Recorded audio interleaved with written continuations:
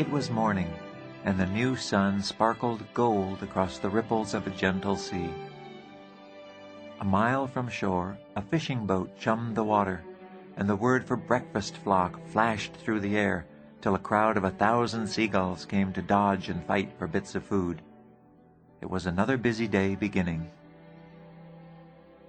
But way off alone, out by himself beyond boat and shore, Jonathan Livingston Seagull was practicing. 100 feet in the sky, he lowered his webbed feet, lifted his beak, and strained to hold a painful, hard, twisting curve through his wings. The curve meant that he would fly slowly, and now he slowed until the wind was a whisper in his face, until the ocean stood still beneath him. He narrowed his eyes in fierce concentration, held his breath, forced one single more inch of curve. Then his feathers ruffled, he stalled, and fell. Seagulls, as you know, never falter, never stall. To stall in the air is for them disgrace, and it is dishonor. But Jonathan Livingston Seagull, unashamed, stretching his wings again in that trembling, hard curve, slowing, and stalling once more, was no ordinary bird. Most gulls don't bother to learn more than the simplest facts of flight, how to get from shore to food and back again. For most gulls, it is not flying that matters, but eating. For this gull, though, it was not eating that mattered, but flight. More than anything else, Jonathan Livingston Seagull loved to fly. This kind of thinking, he found, is not the way to make oneself popular with other birds. Even his parents were dismayed, as Jonathan spent whole days alone, making hundreds of low-level glides, experimenting. He didn't know why, for instance, but when he flew at altitudes less than half his wingspan above the water, he could stay in the air longer, with less effort. His glides ended not with the usual feet-down splash into the sea, but with a long, flat wake as he touched the surface with his feet tightly streamlined against his body. When he began sliding into feet-up landings on the beach, then pacing the length of his slide in the sand, his parents were very much dismayed indeed. "Why, John, why?" his mother asked. "Why is it so hard to be like the rest of the flock, John? Why can't you leave low-flying to the pelicans, the albatross? Why don't you eat? Son, you're bone and feathers." "I don't mind being bone and feathers, Mom. I just want to know what I can do in the air and what I can't, that's all. I just want to know." "See here, Jonathan," said his father, not unkindly. "Winter isn't far away. Boats will be few, and the surface fish will be swimming deep. If you must study, then study food and how to get it. This flying business is all very well, but you can't eat a glide, you know. Don't you forget that the reason you fly is to eat." Jonathan nodded obediently. For the next few days he tried to behave like the other gulls. He really tried, screeching and fighting with the flock around the piers and fishing boats, diving on scraps of fish and bread. But he couldn't make it work. "It's all so pointless," he thought, deliberately dropping a hard-won anchovy to a hungry old gull chasing him. "I could be spending all this time learning to fly. There's so much to learn." It wasn't long before Jonathan Gull was off by himself again, far out at sea, hungry, happy, learning. The subject was speed, and in a week's practice he learned more about speed than the fastest gull alive. From 1,000 feet, flapping his wings as hard as he could, he pushed over into a blazing steep dive toward the waves, and learned why seagulls don't make blazing steep power dives. In just 6 seconds he was moving 70 miles per hour, the speed at which one's wing goes unstable on the upstroke. Time after time it happened. Careful as he was, working at the very peak of his ability, he lost control at high speed. Climb to 1,000 feet. Full power, straight ahead first, then push over, flapping, to a vertical dive. Then, every time his left wing stalled on an upstroke, he'd roll violently left, stall his right wing recovering, and flick like fire into a wild tumbling spin to the right. He couldn't be careful enough on that upstroke. 10 times he tried, and all 10 times, as he passed through 70 miles per hour, he burst into a churning mass of feathers out of control, crashing down into the water. The key, he thought at last, dripping wet, must be to hold the wings still at high speeds, to flap up to 50 and then to hold the wings still. From 2,000 feet he tried again, rolling into his dive, beak straight down, wings full out and stable from the moment he passed 50 miles per hour. It took tremendous strength, but it worked. In 10 seconds he had blurred through 90 miles per hour. Jonathan had set a world speed record for seagulls. But victory was short-lived. The instant he began his pull-out, the instant he changed the angle of his wings, he snapped into that same terrible, uncontrolled disaster, and at 90 miles per hour it hit him like dynamite. Jonathan Seagull exploded in midair and smashed down into a brick-hard sea. When he came to, it was well after dark, and he floated in moonlight on the surface of the ocean. His wings were ragged bars of lead, but the weight of failure was even heavier on his back. He wished, feebly, that the weight could be just enough to drag him gently down to the bottom and end it all. As he sank low in the water, a strange, hollow voice sounded within him. "There's no way around it. I am a seagull. I am limited by my nature. If I were meant to learn so much about flying, I'd have charts for brains. If I were meant to fly at speed, I'd have a falcon's short wings and live on mice instead of fish. My father was right. I must forget this foolishness. I must fly home to the flock and be content as I am, as a poor limited seagull." The voice faded, and Jonathan agreed. The place for a seagull at night is on shore, and from this moment forth, he vowed, he would be a normal gull. It would make everyone happier. He pushed wearily away from the dark water and flew toward the land, grateful for what he had learned about work-saving, low-altitude flying. But no, he thought, I am done with the way I was. I am done with everything I learned. I am a seagull like every other seagull, and I will fly like one. So he climbed painfully to 100 feet and flapped his wings harder, pressing for shore. He felt better for his decision to be just another one of the flock. There would be no ties now to the force that had driven him to learn. There would be no more challenge and no more failure. And it was pretty just to stop thinking and fly through the dark toward the lights above the beach. "Dark!" The hollow voice cracked in alarm. "Seagulls never fly in the dark." Jonathan was not alert to listen. It's pretty, he thought. The moon and the lights twinkling on the water, throwing out little beacon trails through the night, and all so peaceful and still. "Get down!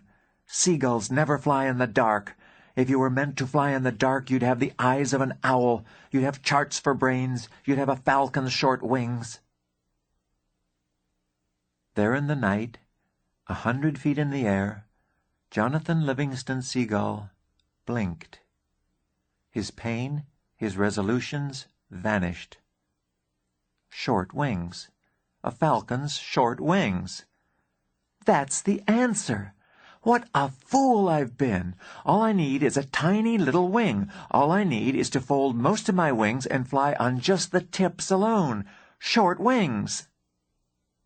He climbed 2,000 feet above the Black Sea, and without a moment for thought of failure and death, he brought his forewings tightly into his body, left only the narrow-swept daggers of his wing-tips extended into the wind, and fell into a vertical dive.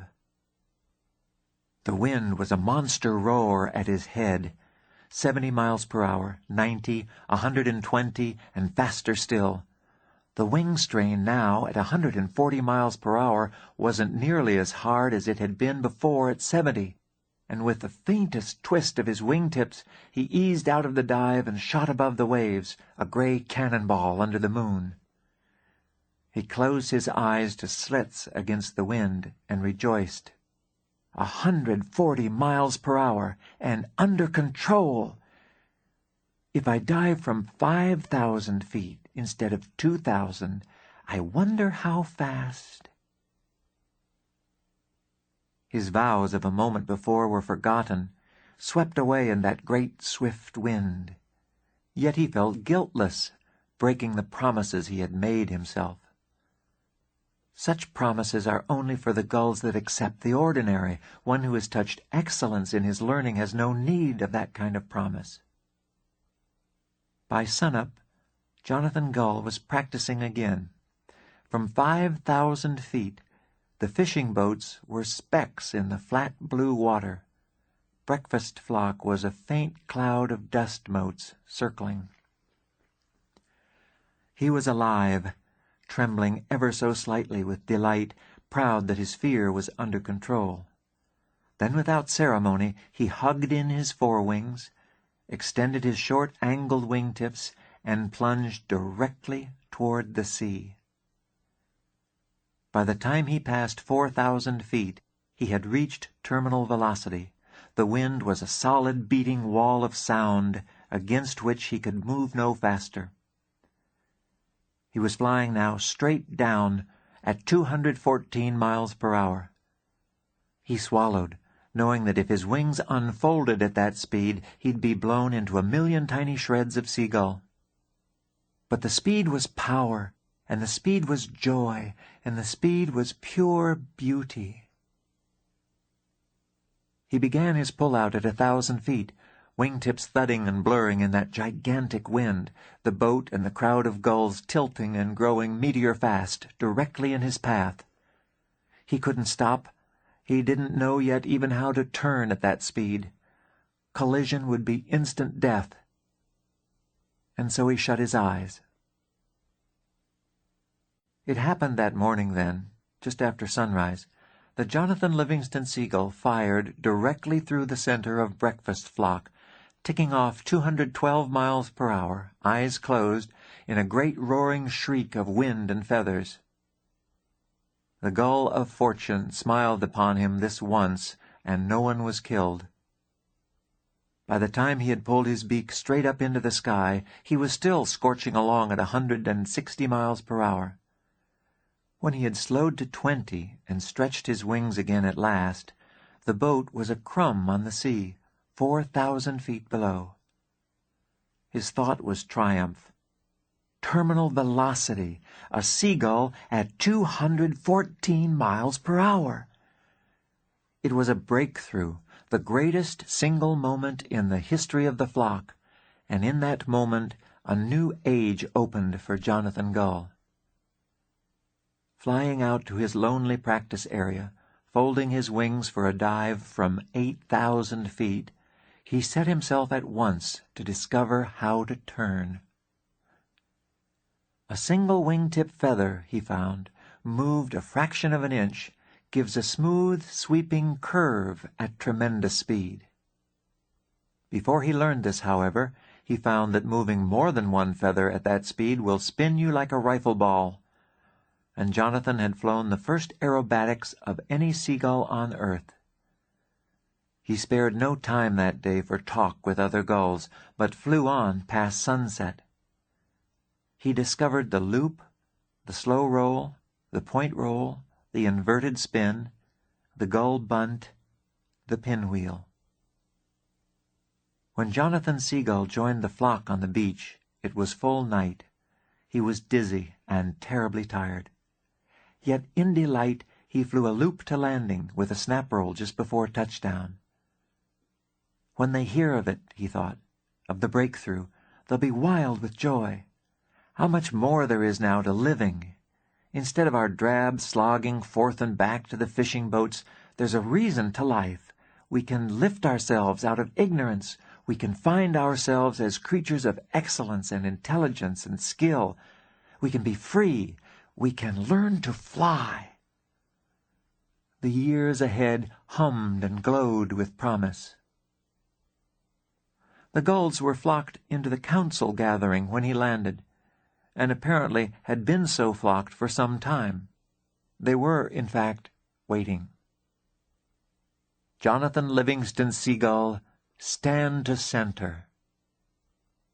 The elder's words sounded in a voice of highest ceremony. Stand to center meant only great shame or great honor. Stand to center for honor was the way the gulls' foremost leaders were marked. Of course, he thought, the breakfast flock this morning, they saw the breakthrough. But I want no honors. I have no wish to be leader.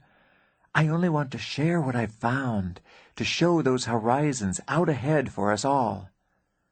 He stepped forward. Jonathan Livingston Seagull, said the elder, stand to center for shame in the sight of your fellow gulls. It felt like being hit with a board. His knees went weak, his feathers sagged, there was roaring in his ears. Centered for shame? Impossible! The breakthrough! They can't understand. They're wrong. They're wrong. For his reckless irresponsibility, the solemn voice intoned, violating the dignity and tradition of the gull family. To be centered for shame meant that he would be cast out of gull society, banished to a solitary life on the far cliffs. One day, Jonathan Livingston Seagull, you shall learn that irresponsibility does not pay. Life is the unknown and the unknowable, except that we are put into this world to eat, to stay alive as long as we possibly can. A seagull never speaks back to the council flock, but it was Jonathan's voice raised. Irresponsibility, my brothers, he cried. Who is more responsible than a gull who finds and follows a meaning, a higher purpose for life? For 1,000 years we have scrabbled after fish heads, but now we have a reason to live, to learn, to discover, to be free. Give me one chance. Let me show you what I've found. The flock might as well have been stone. The brotherhood is broken, the gulls intoned together, and with one accord they solemnly closed their ears and turned their backs upon him. Jonathan Seagull spent the rest of his days alone, but he flew way out beyond the far cliffs. His one sorrow was not solitude. It was that other gulls refused to believe the glory of flight that awaited them. They refused to open their eyes and see. He learned more each day. He learned that a streamlined, high-speed dive could bring him to find the rare and tasty fish that schooled 10 feet below the surface of the ocean. He no longer needed fishing boats and stale bread for survival. He learned to sleep in the air, setting a course at night across the offshore wind, covering 100 miles from sunset to sunrise. With the same inner control, he flew through heavy sea fogs and climbed above them into dazzling clear skies, in the very times when every other gull stood on the ground, knowing nothing but mist and rain. He learned to ride the high winds far inland, to dine there on delicate insects. What he had once hoped for the flock, he now gained for himself alone. He learned to fly, and was not sorry for the price that he had paid. Jonathan Seagull discovered that boredom and fear and anger are the reasons that a gull's life is so short, and with these gone from his thought, he lived a long, fine life indeed. They came in the evening then, and found Jonathan gliding peaceful and alone through his beloved sky. The 2 gulls that appeared at his wings were pure as starlight, and the glow from them was gentle and friendly in the high night air. But most lovely of all was the skill with which they flew, their wing-tips moving a precise and constant inch from his own. Without a word, Jonathan put them to his test, a test that no gull had ever passed. He twisted his wings, slowed to a single mile per hour above stall. The 2 radiant birds slowed with him, smoothly, locked in position. They knew about slow flying. He folded his wings, rolled, and dropped in a dive to 190 miles per hour. They dropped with him, streaking down in flawless formation. At last he turned that speed straight up into a long vertical slow roll. They rolled with him, smiling. He recovered to level flight and was quiet for a time before he spoke. "Very well," he said. "Who are you?" "We're from your flock, Jonathan. We are your brothers." The words were strong and calm. "We've come to take you higher, to take you home." "Home I have none. Flock I have none. I am outcast, and we fly now at the peak of the great mountain wind. Beyond a few 100 feet, I can lift this old body no higher. But you can, Jonathan, for you have learned. One school is finished, and the time has come for another to begin." As it had shined across him all his life, so understanding lighted that moment for Jonathan Seagull. They were right. He could fly higher, and it was time to go home. He gave one last long look across the sky, across that magnificent silver land where he had learned so much. "I'm ready," he said at last. And Jonathan Livingston Seagull rose with the 2 star-bright gulls to disappear into a perfect dark sky.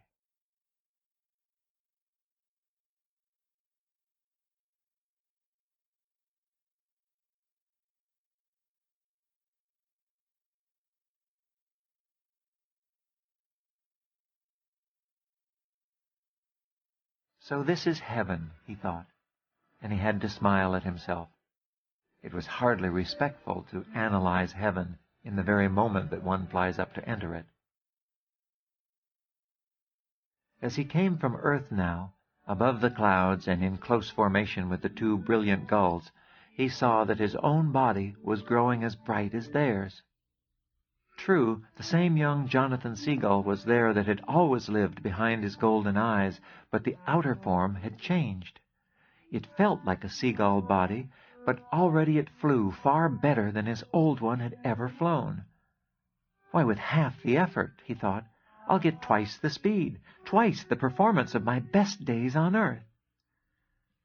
His feathers glowed brilliant white now, and his wings were smooth and perfect as sheets of polished silver.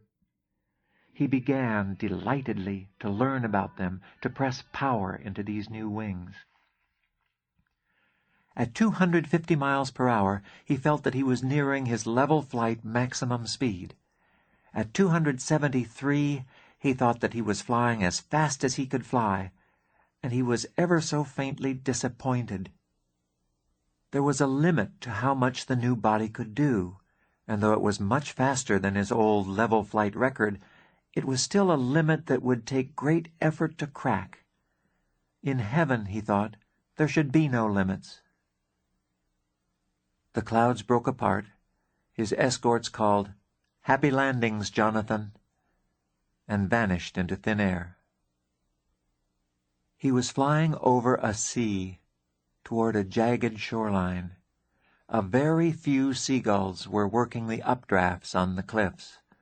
Away off to the north, at the horizon itself, flew a few others. New sights, new thoughts, new questions. Why so few gulls? Heaven should be flocked with gulls. And why am I so tired all at once? Gulls in heaven are never supposed to be tired or to sleep. Where had he heard that? The memory of his life on earth was falling away. Earth had been a place where he had learned much, of course, but the details were blurred, something about fighting for food and being outcast. The dozen gulls by the shoreline came to meet him, none saying a word. He felt only that he was welcome and that this was home. It had been a big day for him, a day whose sunrise he no longer remembered. He turned to land on the beach, beating his wings to stop an inch in the air, then dropping lightly to the sand. The other gulls landed too, but not one of them so much as flapped a feather. They swung into the wind, bright wings outstretched, then somehow they changed the curve of their feathers until they had stopped in the same instant their feet touched the ground. It was beautiful control, but now Jonathan was just too tired to try it. Standing there on the beach, still without a word spoken, he was asleep. In the days that followed, Jonathan saw that there was as much to learn about flight in this place as there had been in the life behind him, but with a difference. Here were gulls who thought as he thought. For each of them, the most important thing in living was to reach out and touch perfection in that which they most loved to do, and that was to fly. They were magnificent birds, all of them, and they spent hour after hour every day practicing flight, testing advanced aeronautics. For a long time, Jonathan forgot about the world that he had come from, that place where the flock lived with its eyes tightly shut to the joy of flight, using its wings as means to the end of finding and fighting for food. But now and then, just for a moment, he remembered. He remembered it one morning when he was out with his instructor, while they rested on the beach after a session of folded-wing snap rolls. "Where is everybody, Sullivan?" he asked silently, quite at home now with the easy telepathy that these gulls used instead of screes and gracks. "Why aren't there more of us here? Why, where I came from there were thousands and thousands of gulls, I know." Sullivan shook his head. "The only answer I can see, Jonathan, is that you are pretty well a 1-in-a-million bird. Most of us came along ever so slowly. We went from one world into another that was almost exactly like it, forgetting right away where we had come from, not caring where we were headed, living for the moment. Do you have any idea how many lives we must have gone through before we even got the first idea that there is more to life than eating, or fighting, or power in the flock? 1,000 lives, John, 10,000. And then another 100 lives, until we began to learn that there is such a thing as perfection, and another 100 again to get the idea that our purpose for living is to find that perfection and show it forth. The same rule holds for us now, of course. We choose our next world through what we learn in this one. Learn nothing, and the next world is the same as this one, all the same limitations and lead weights to overcome. He stretched his wings and turned to face the wind. "But you, John," he said, "learned so much at one time that you didn't have to go through 1,000 lives to reach this one." In a moment they were airborne again, practicing. The formation point rolls were difficult, for through the inverted half Jonathan had to think upside down, reversing the curve of his wing and reversing it exactly in harmony with his instructors. "Let's try it again," Sullivan said over and over. "Let's try it again." Then, finally, "Good." And they began practicing outside loops. One evening, the gulls that were not night-flying stood together on the sand, thinking. Jonathan took all his courage in hand and walked to the Elder Gull, who it was said was soon to be moving beyond this world. "Chiang," he said, a little nervously. The old seagull looked at him kindly. "Yes, my son?" Instead of being enfeebled by age, the elder had been empowered by it. He could outfly any gull in the flock, and he had learned skills that the others were only gradually coming to know. "Chiang, this world isn't heaven at all, is it?" The elder smiled in the moonlight. "You are learning again, Jonathan Seagull," he said. "Well, what happens from here? Where are we going? Is there no such place as heaven?" "No, Jonathan, there is no such place. Heaven is not a place, and it is not a time. Heaven is being perfect." He was silent for a moment. "You are a very fast flyer, aren't you?" I enjoy speed," Jonathan said, taken aback, but proud that the elder had noticed. "You will begin to touch heaven, Jonathan, in the moment that you touch perfect speed. And that isn't flying 1,000 miles an hour or 1,000,000 or flying at the speed of light, because any number is a limit, and perfection doesn't have limits. Perfect speed, my son, is being there." Without warning, Chiang vanished and appeared at the water's edge 50 feet away, all in the flicker of an instant. Then he vanished again and stood in the same millisecond at Jonathan's shoulder. "It's kind of fun," he said. Jonathan was dazzled. He forgot to ask about heaven. "How do you do that? What does it feel like? How far can you go?" "You can go to any place and to any time that you wish to go," the elder said. "I've gone everywhere and every when I can think of." He looked across the sea. "It's strange. The gulls who scorn perfection for the sake of travel go nowhere slowly.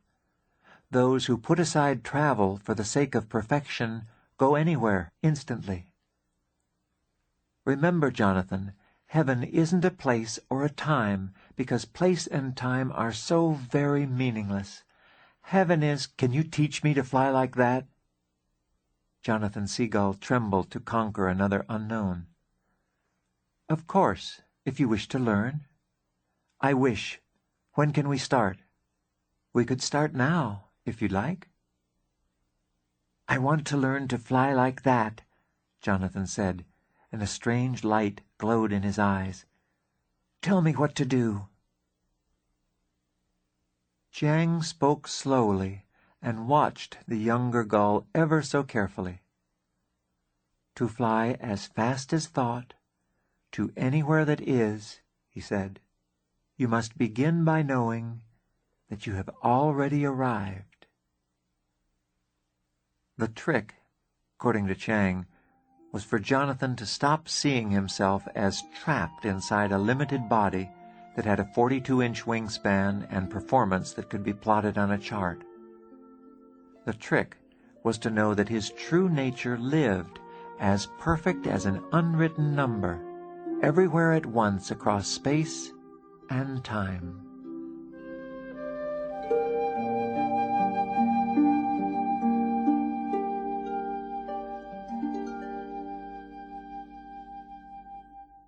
Jonathan kept at it fiercely, day after day, from before sunrise till past midnight. And for all his effort, he moved not a feather width from his spot. "Forget about faith."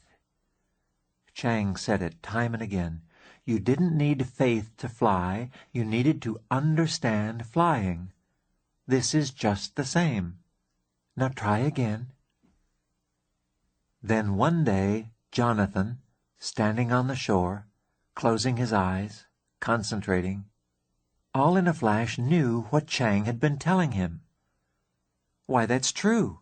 I am a perfect, unlimited gull. He felt a great shock of joy. Good, said Chang, and there was victory in his voice. Jonathan opened his eyes. He stood alone with the elder on a totally different seashore, trees down to the water's edge, twin yellow suns turning overhead. At last you've got the idea, Chang said. But your control needs a little work. Jonathan was stunned. Where are we? Utterly unimpressed with the strange surroundings, the elder brushed the question aside. We're on some planet, obviously, with a green sky and a double star for a sun. Jonathan made a scream of delight, the first sound he had made since he had left Earth. It works! Well, of course it works, John, said Chang. It always works when you know what you're doing. Now about your control. By the time they returned, it was dark. The other gulls looked at Jonathan with awe in their golden eyes, for they had seen him disappear from where he had been rooted for so long. He stood their congratulations for less than a minute. I'm the newcomer here. I'm just beginning. It is I who must learn from you. I wonder about that, John, said Sullivan, standing near. You have less fear of learning than any gull I've seen in 10,000 years. The flock fell silent, and Jonathan fidgeted in embarrassment. We can start working with time, if you wish, Chang said, till you can fly the past and the future. And then you will be ready to begin the most difficult, the most powerful, the most fun of all. You will be ready to begin to fly up and know the meaning of kindness and of love. A month went by, or something that felt about like a month, and Jonathan learned at a tremendous rate. He always had learned quickly from ordinary experience, and now, the special student of the elder himself, he took in new ideas like a streamlined, feathered computer. But then the day came that Chang vanished. He had been talking quietly with them all, exhorting them never to stop their learning and their practicing and their striving to understand more of the perfect invisible principle of all life. Then, as he spoke, his feathers went brighter and brighter, and at last turned so brilliant that no gull could look upon him. Jonathan, he said, and these were the last words that he spoke, keep working on love. When they could see again, Chang was gone. As the days went past, Jonathan found himself thinking time and again of the earth from which he had come. If he had known there just a tenth, just a hundredth of what he knew here, how much more life would have meant. He stood on the sand and fell to wondering if there was a gull back there who might be struggling to break out of his limits, to see the meaning of flight beyond a way of travel to get a breadcrumb from a rowboat. Perhaps there might even have been one made outcast for speaking his truth in the face of the flock. And the more Jonathan practiced his kindness lessons, and the more he worked to know the nature of love, the more he wanted to go back to earth. For in spite of his lonely past, Jonathan Seagull was born to be an instructor, and his own way of demonstrating love was to give something of the truth that he had seen to a gull who asked only a chance to see truth for himself. Sullivan, adept now at thought-speed flight and helping the others to learn, was doubtful. John, you were outcast once. Why do you think that any of the gulls in your old time would listen to you now? You know the proverb, and it's true. The gull sees farthest who flies highest. Those gulls where you came from are standing on the ground. squawking and fighting among themselves. They're 1,000 miles from heaven, and you say you want to show them heaven from where they stand? John, they can't see their own wingtips. Stay here. Help the new gulls here, the ones who are high enough to see what you have to tell them." He was quiet for a moment, and then he said, "What if Chang had gone back to his old worlds? Where would you have been today?" The last point was the telling one, and Sullivan was right. The gull sees farthest who flies highest. Jonathan stayed and worked with the new birds coming in, who were all very bright and quick with their lessons. But the old feeling came back, and he couldn't help but think that there might be 1 or 2 gulls back on earth who would be able to learn too. How much more would he have known by now if Chang had come to him on the day that he was outcast? "Sully, I must go back," he said at last. "Your students are doing well. They can help you bring the newcomers along." Sullivan sighed, but he did not argue. "I think I'll miss you, Jonathan," was all he said. "Sully, for shame," Jonathan said in reproach, "and don't be foolish. What are we trying to practice every day? If our friendship depends on things like space and time, then when we finally overcome space and time, we've destroyed our own brotherhood. But overcome space, and all we have left is here. Overcome time, and all we have left is now. And in the middle of here and now, don't you think that we might see each other once or twice?" Sullivan Seagull laughed in spite of himself. "You crazy bird," he said kindly. "If anybody can show someone on the ground how to see 1,000 miles, it will be Jonathan Livingston Seagull." He looked at the sand. "Goodbye, John, my friend." "Goodbye, Sully. We'll meet again." And with that, Jonathan held in thought an image of the great gull flocks on the shore of another time, and he knew with practiced ease that he was not bone and feather, but a perfect idea of freedom and flight, limited by nothing at all. Fletcher Lind Seagull was still quite young, but already he knew that no bird had ever been so harshly treated by any flock, or with so much injustice. "I don't care what they say," he thought fiercely, and his vision blurred as he flew out toward the far cliffs. "There's so much more to flying than just flapping around from place to place. A mosquito does that. One little barrel roll around the Elder Gull, just for fun, and I'm outcast. Are they blind? Can't they see? Can't they think of the glory that it'll be when we really learn to fly? I don't care what they think. I'll show them what flying is. I'll be pure outlaw if that's the way they want it, and I'll make them so sorry." The voice came inside his own head, and though it was very gentle, it startled him so much that he faltered and stumbled in the air. "Don't be harsh on them, Fletcher Seagull. In casting you out, the other gulls have only hurt themselves, and one day they will know this, and one day they will see what you see. Forgive them, and help them to understand."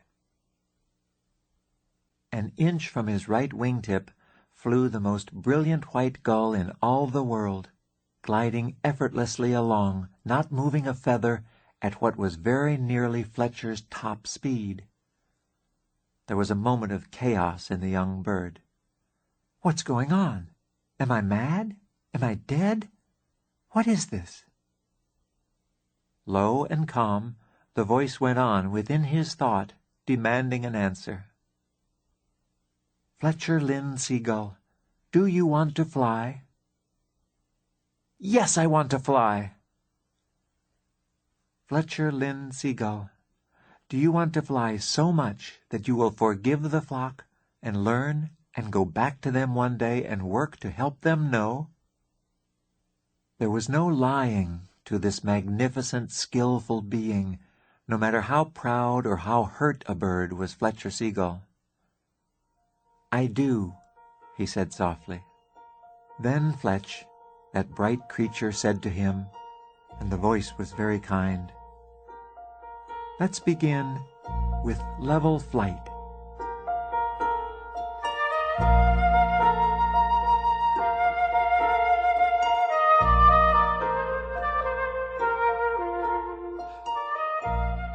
Jonathan circled slowly over the far cliffs, watching.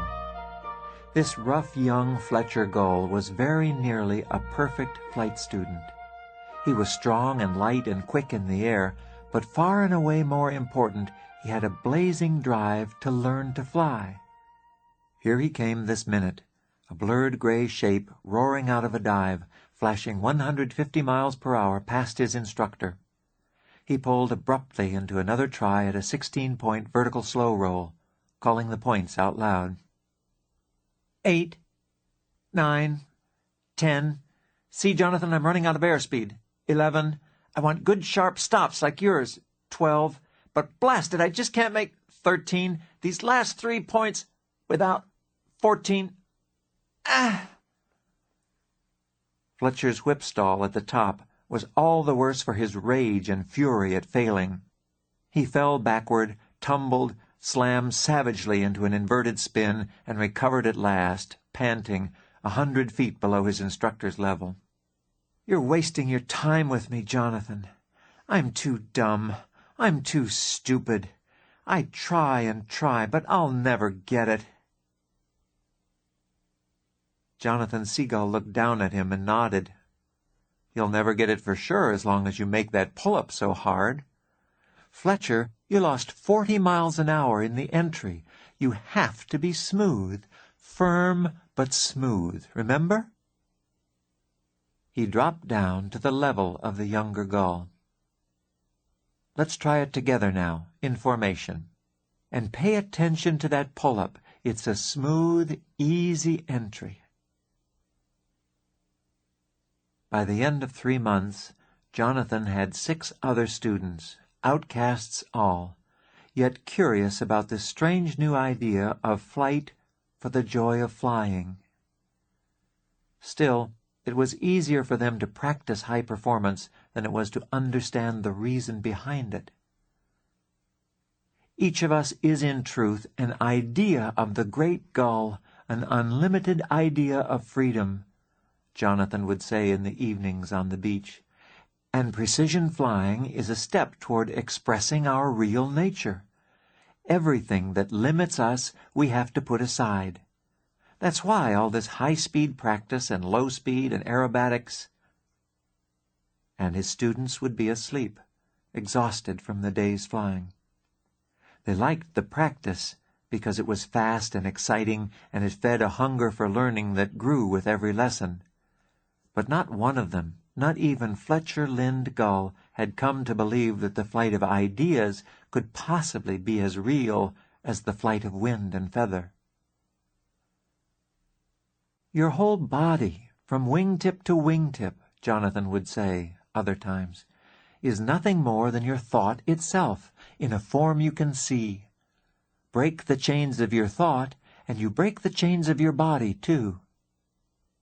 But no matter how he said it, it sounded like pleasant fiction, and they needed more to sleep. It was only a month later that Jonathan said the time had come to return to the flock. "We're not ready," said Henry Calvin Gull. "We're not welcome. We're outcast. We can't force ourselves to go where we're not welcome, can we?" "We're free to go where we wish and to be what we are," Jonathan answered, and he lifted from the sand and turned east toward the home grounds of the flock.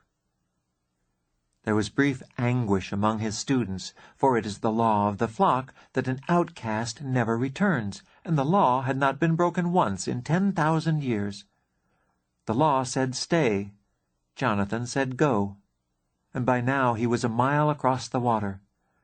If they waited much longer, he would reach a hostile flock alone. "Well, we don't have to obey the law if we're not a part of the flock, do we?" Fletcher said, rather self-consciously. Besides, if there's a fight, we'll be a lot more help there than here. And so they flew in from the west that morning, 8 of them in a double diamond formation, wingtips almost overlapping. They came across the flock's council beach at 135 miles per hour, Jonathan in the lead, Fletcher smoothly at his right wing, Henry Calvin struggling gamely at his left. Then the whole formation rolled slowly to the right as one bird, level to inverted to level, the wind whipping over them all. The squawks and grockles of everyday life in the flock were cut off as though the formation were a giant knife, and 8,000 gull eyes watched without a single blink. One by one, each of the 8 birds pulled sharply upward into a full loop, and flew all the way around to a dead-slow, stand-up landing on the sand. Then, as though this sort of thing happened every day, Jonathan Seagull began his critique of the flight. "To begin with," he said with a wry smile, "you were all a bit late on the join-up." It went like lightning through the flock. "Those birds are outcast, and they have returned, and that can't happen." Fletcher's predictions of battle melted in the flock's confusion. "Well, sure, okay, they're outcast," said some of the younger gulls. "But hey, man, where did they learn to fly like that?" It took almost an hour for the word of the elder to pass through the flock. Ignore them. The gull who speaks to an outcast is himself outcast. The gull who looks upon an outcast breaks the law of the flock. Gray-feathered backs were turned upon Jonathan from that moment onward, but he didn't appear to notice. He held his practice sessions directly over the council beach, and for the first time began pressing his students to the limit of their ability. "Martin Gull," he shouted across the sky, "you say you know low-speed flying. You know nothing till you prove it. Fly!" So quiet little Martin William Seagull, startled to be caught under his instructor's fire, surprised himself and became a wizard of low speeds. In the lightest breeze he could curve his feathers to lift himself without a single flap of wing from sand to cloud and down again. Likewise, Charles Roland Gull flew the great mountain wind to 24,000 feet, came down blue from the cold, thin air, amazed and happy, determined to go still higher tomorrow. Fletcher Seagull, who loved aerobatics like no one else, conquered his 16-point vertical slow roll, and the next day topped it off with a triple cartwheel, his feathers flashing white sunlight to a beach from which more than one furtive eye watched. Every hour Jonathan was there at the side of each of his students, demonstrating, suggesting, pressuring, guiding. He flew with them through night and cloud and storm for the sport of it, while the flock huddled miserably on the ground. When the flying was done, the students relaxed on the sand, and in time they listened more closely to Jonathan. He had some crazy ideas that they couldn't understand, but then he had some good ones that they could. Gradually, in the night, another circle formed around the circle of students, a circle of curious gulls listening in the darkness for hours on end, not wishing to see or be seen of one another, fading away before daybreak. It was a month after the return that the first gull of the flock crossed the line and asked to learn how to fly. In his asking, Terence Lowell Gull became a condemned bird, labeled outcast, and the 8th of Jonathan's students. The next night, from the flock, came Kirk Maynard Gull, wobbling across the sand, dragging his left wing to collapse at Jonathan's feet. "Help me," he said very quietly, speaking in the way that the dying speak. "I want to fly. more than anything else in the world." "Come along, then," said Jonathan. "Climb with me, away from the ground, and we'll begin." "You don't understand. My wing. I can't move my wing." "Maynard Gull, you have the freedom to be yourself, your true self, here and now, and nothing can stand in your way. It is the law of the great gull, the law that is." "Are you saying I can fly?" "I say you are free." As simply and as quickly as that, Kirk Maynard Gull spread his wings effortlessly and lifted into the dark night air. The flock was roused from sleep by his cry, as loud as he could scream it from 500 feet up. "I can fly! Listen! I can fly!" By sunrise, there were nearly 1,000 birds standing outside the circle of students, looking curiously at Maynard. They didn't care whether they were seen or not, and they listened, trying to understand Jonathan Seagull. He spoke of very simple things, that it is right for a gull to fly, that freedom is the very nature of his being, that whatever stands against that freedom must be set aside, be it ritual or superstition or limitation in any form. "Set aside," came a voice from the multitude, "even if it be the law of the flock." "The only true law is that which leads to freedom," Jonathan said. "There is no other." "How do you expect us to fly as you fly?" came another voice. "You are special and gifted and divine, above other birds." "Look at Fletcher, Lowell, Charles Rowland, Judy Lee. Are they also special and gifted and divine? No more than you are, no more than I am. The only difference, the very only one, is that they have begun to understand what they really are and have begun to practice it." His students, save Fletcher, shifted uneasily. They hadn't realized that this was what they were doing.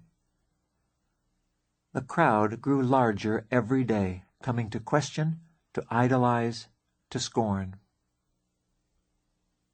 "They're saying in the flock that if you are not the son of the great gull himself," Fletcher told Jonathan one morning after advanced speed practice, "then you are 1,000 years ahead of your time." Jonathan sighed. The price of being misunderstood, he thought. They call you devil or they call you God. What do you think, Fletch? Are we ahead of our time? A long silence. Well, this kind of flying has always been here to be learned by anybody who wanted to discover it. That's got nothing to do with time. We're ahead of the fashion, maybe, ahead of the way that most gulls fly. That's something, Jonathan said, rolling to glide inverted for a while. That's not half as bad as being ahead of our time. It happened just a week later. Fletcher was demonstrating the elements of high-speed flying to a class of new students. He had just pulled out of his dive from 7,000 feet, a long gray streak firing a few inches above the beach, when a young bird on its first flight glided directly into his path, calling for its mother. With 1/10 of a second to avoid the youngster, Fletcher Lind Seagull snapped hard to the left at something over 200 miles per hour into a cliff of solid granite. It was, for him, as though the rock were a giant hard door into another world. A burst of fear and shock and black as he hit, and then he was adrift in a strange, strange sky, forgetting, remembering, forgetting, afraid and sad and sorry, terribly sorry. The voice came to him as it had in the first day that he had met Jonathan Livingston Seagull. The trick, Fletcher, is that we are trying to overcome our limitations in order, patiently. We don't tackle flying through rock until a little later in the program. Jonathan! Also known as the son of the great gull, his instructor said dryly. What are you doing here? The cliff. Didn't I die? Oh, Fletch, come on. Think. If you are talking to me now, then obviously you didn't die, did you? What you did manage to do was to change your level of consciousness rather abruptly. It's your choice now. You can stay here and learn on this level, which is quite a bit higher than the one you left, by the way, or you can go back and keep working with the flock. The elders were hoping for some kind of disaster, but they're startled that you obliged them so well. I want to go back to the flock, of course. I've barely begun with the new group. Very well, Fletcher. Remember what we were saying about one's body being nothing more than thought itself? Fletcher shook his head and stretched his wings and opened his eyes at the base of the cliff, in the center of the whole flock assembled. There was a great clamor of squawks and screes from the crowd when first he moved. He lives! He that was dead lives! Touched him with a wingtip, brought him to life. The son of the great gull! No, he denies it. He's a devil. Devil! Come to break the flock. There were 4,000 gulls in the crowd, frightened at what had happened, and the cry, devil, went through them like the wind of an ocean storm. Eyes glazed, beaks sharp, they closed in to destroy. Would you feel better if we left, Fletcher? Asked Jonathan. I certainly wouldn't object too much if we did. Instantly they stood together a half-mile away, and the flashing beaks of the mob closed on empty air. Why is it, Jonathan puzzled, that the hardest thing in the world is to convince a bird that he is free, and that he can prove it for himself if he'd just spend a little time practicing? Why should that be so hard? Fletcher still blinked from the change of scene. What did you just do? How did we get here? You did say that you wanted to be out of the mob, didn't you? Yes, but how did you— Like everything else, Fletcher. Practice. By morning, the flock had forgotten its insanity, but Fletcher had not. Jonathan, remember what you said a long time ago about loving the flock enough to return to it and help it learn? Sure. I don't understand how you manage to love a mob of birds that has just tried to kill you. Oh, Fletch, you don't love that. You don't love hatred and evil, of course. You have to practice and see the real gull, the good in every one of them, and to help them see it in themselves. That's what I mean by love. It's fun when you get the knack of it. I remember a fierce young bird, for instance, Livingston Seagull his name. Just been made outcast, ready to fight the flock to the death, getting a start on building his own bitter hell out on the far cliffs. And here he is today, building his own heaven instead, and leading the whole flock in that direction. Fletcher turned to his instructor, and there was a moment of fright in his eye. Me leading? What do you mean, me leading? You're the instructor here. You couldn't leave. Couldn't I? Don't you think that there might be other flocks, other Fletchers, that need an instructor more than this one that's on its way toward the light? Me? John, I'm just a plain seagull, and you're the only son of the great gull, I suppose. Jonathan sighed and looked out to sea. You don't need me any longer. You need to keep finding yourself a little more each day, that real, unlimited Fletcher Seagull. He's your instructor. You need to understand him and to practice him.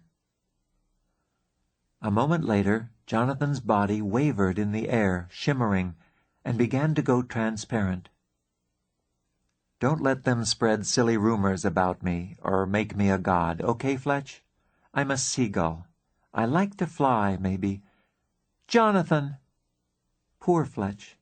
Don't believe what your eyes are telling you. All they show is limitation.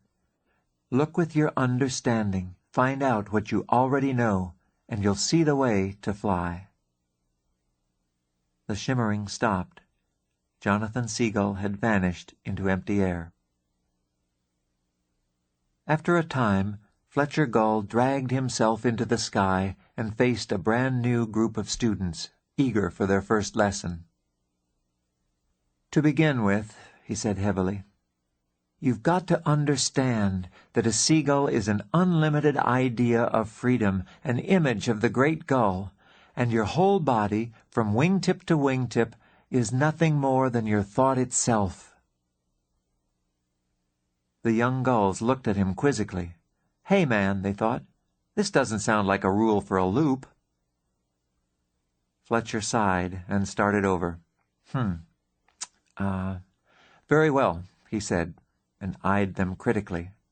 "Let's begin with level flight." And saying that, he understood all at once that his friend had quite honestly been no more divine than Fletcher himself. "No limits, Jonathan?" he thought. "Well then, the time's not distant when I'm going to appear out of thin air on your beach and show you a thing or two about flying." And though he tried to look properly severe for his students, Fletcher Seagull suddenly saw them all as they really were, just for a moment, and he more than liked, he loved what it was he saw. "No limits, Jonathan," he thought, and he smiled. His race to learn had begun.